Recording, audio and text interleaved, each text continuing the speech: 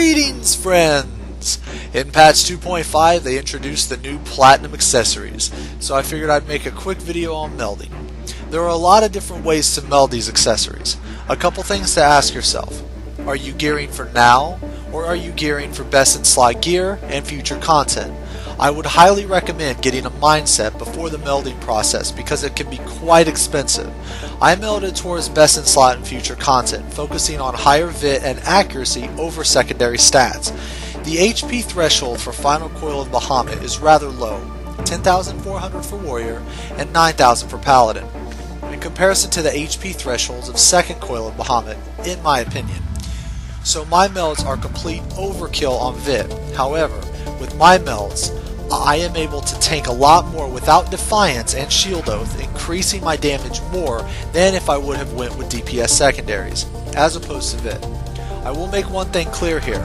I am not trying to promote the idea that you can tank without Defiance or Shield Oath. Tanking without your stance takes a lot of skill and practice, so if you aren't familiar with it, then I don't want people to have the mentality that it is simple, because that is far from the truth.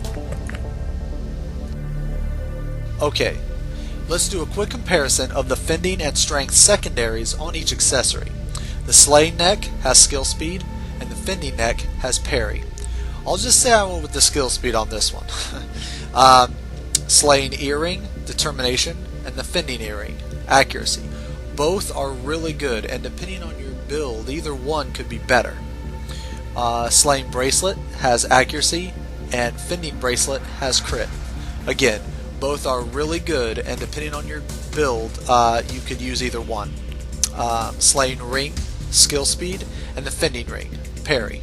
Again, yeah, I went with the skill speed. Now that we have an idea on what secondaries we want, we can begin prioritizing stats on the accessories themselves. So, depending on if you went strength or VIT accessory, you'll need to assume 3 melds are going to the appropriate opposite, meaning if you chose VIT, then you'll want 3 strength melds, which are strength 4, and strength 3. If you chose strength accessories, you'll want 3 VIT melds, which will be VIT 4, VIT 4, and VIT 3, or VIT 4 for the extra 1 point. But personally, I'm not wasting a VIT 4 materia for 1 more point of VIT, netting a 5-point gain set-wide. In my opinion, it's just not worth it. So now that we have our key stats done, let's work on our secondaries. The part of this build will vary from person to person depending on, are you gearing for now, or are you gearing for future content? You can theory craft this all day long, but at this part of the melding process, the returns are very, very low. Simply meaning that if you go det or crit, then you will need accuracy food. If you go accuracy, you will need crit det food. So basically, whichever route you take, use the opposite food. The differences in stats are minimal at best at such low values. The thing that separates accuracy, in my opinion, is that you must have it for in-game content, especially for tanks. The Dreadworm, weapon, and pants are best in slot, and neither have accuracy. So that is one of the reasons I chose accuracy over a couple crit/det builds. So with all that being said, here are the melds and accessories I chose. All platinum strength accessories melded like this: VIT 4, VIT 4, accuracy 4, accuracy 4, VIT 3. I was able to sneak in an accuracy 3 on one of my rings to save money because I was over accuracy anyway. The bracelet, however, already had accuracy on it, so instead, for the bracelet I went det 4, VIT 4, VIT 4, VIT 3, and det 3.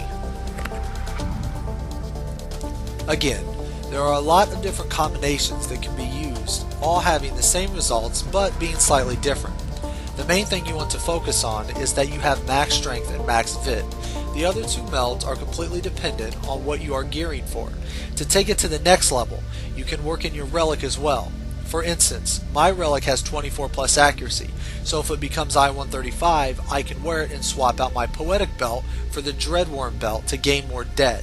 So again, regardless of how you build your accessories, the main focus should be getting 18 strength and at least 20 VIT. 21 VIT's man mode. Kudos to the people who get that.